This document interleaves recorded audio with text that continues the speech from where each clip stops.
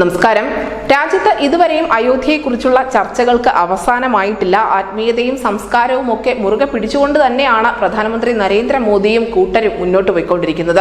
അതിനിടയിൽ ഇപ്പോഴിതാ ശ്രീരാമായൺ യാത്ര ഫ്ലാഗ് ഓഫ് ചെയ്തിരിക്കുകയാണ്. കേന്ദ്ര വിദേശകാര്യ സഹമന്ത്രിയായ മീനാക്ഷി ലേഖി സ്വദേശ് ദർശൻ പദ്ധതിക്ക് കീഴിൽ ISRTCയുടെ പ്രത്യേക ടൂറിസ്റ്റ് ട്രെയിനാണ് ദില്ലിയിൽ നിന്നും പുറപ്പെട്ടിരിക്കുന്നത്. ഭഗവാൻ ശ്രീരാമന്റെ ജീവിതവുമായി ബന്ധപ്പെട്ട പ്രമുഖ സ്ഥലങ്ങളിലേക്കാണ് ഈ ട്രെയിൻ സർവീസ് ഉള്ളത്.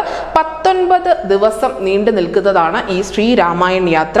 രാജ്യത്തിന് പുറത്തുള്ള ഭക്തരാണ് ആദ്യ യാത്രയിൽ ഉള്ളത് എന്നാണ് നിലവിൽ റെയിൽവേ അറിയിച്ചിരിക്കുന്നത്. 156 യാത്രക്കാരെ ഉൾക്കൊള്ളുന്ന അത്യാധുനിക ഡീലക്സ് AC ടൂറിസ്റ്റ് ട്രെയിനാണ് ഭക്തർക്ക് വേണ്ടി ഭാരതത്തിന്റെ റെയിൽവേ ക്രമീകരിച്ചിരിക്കുന്നത്.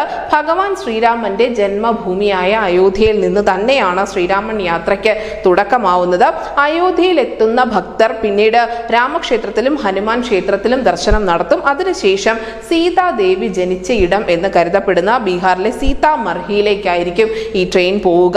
ജനക്പൂരിലെ രാം ജാനകി ക്ഷേത്രത്തിലും ഭക്തർക്ക് ദർശനത്തിനുള്ള അവസരം ഉണ്ടാകും. തുടർന്ന് വാരണാസി, പ്രയാഗ്, അതേപോലെ ശൃംഗേർപൂർ, ചിത്രകൂട് എന്നിവിടങ്ങളിലെ പ്രസിദ്ധ ക്ഷേത്രങ്ങളിലും ദർശനം നടത്തുന്നുണ്ട്. അങ്ങനെ BJP എന്ത് പറഞ്ഞുകൊണ്ടാണോ രാജ്യത്ത് അധികാരം പിടിച്ചത് അല്ലെങ്കിൽ ഭരണ തുടർച്ച നേടിയെടുത്തത്, അതേ വഴിയിൽ തന്നെയാണ് അവർ പൂർവാധികം ശക്തിയായി മുന്നോട്ട് നീങ്ങിക്കൊണ്ടിരിക്കുന്നത്. അതിനോടൊപ്പം തന്നെ രാജ്യത്തിന് പുതിയ വരുമാന സ്രോതസ്സുകൾ കണ്ടെത്താനുള്ള ശ്രമങ്ങളും ഇതിൽ പ്രതിഫലിക്കുന്നുണ്ട്. News desk news India Malayalam.